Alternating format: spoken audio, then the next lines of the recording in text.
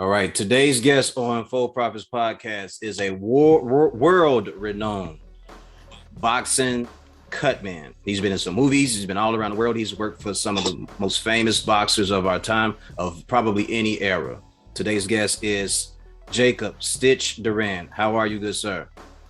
Man, I'm loving life, man. You know, everything you explained, you're right. It's for me, it's a dream come true, and it blows my mind every day. And all these wonderful things are happening. So I've been blessed. Awesome. How did you get into the boxing world? How did that start for you?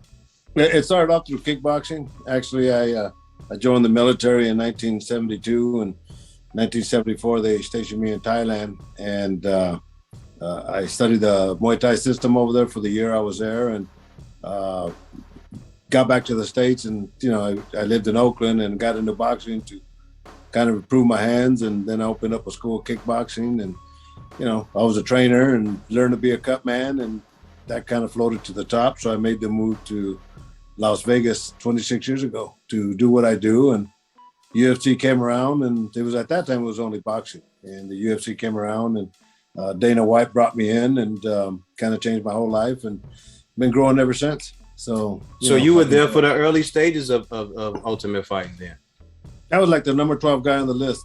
I knew Dana way before the UFC. I knew the Fertitta brothers, they owned the Station Casinos, and they were friends with Dana. And I used to see Dana in the gym, and, I'd be, training fighters, and he'd be doing pads for the housewives and executives and making more money than us, right? And, but yeah, he gave me his card. I was doing a K1 at the Bellagio. I think it was one of Scott Coker's K1 shows, and Dana was in the audience, and he asked for my card, and the next day he called me and says, look, we bought the UFC. And at that time, the original UFC only had Leon Tabbs, had one cut man. And but Dana was, smart enough to realize that MMA is such a new sport that guys didn't know how to wrap hands, and they didn't know how to work cuts.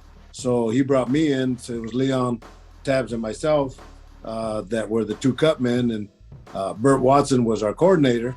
And we put this program together now that where, all these promotions are using house cut men. And so we, the three of us put that program together, and, it's been beneficial for everybody since then. So Absolutely. We've been blessed. Yeah, absolutely.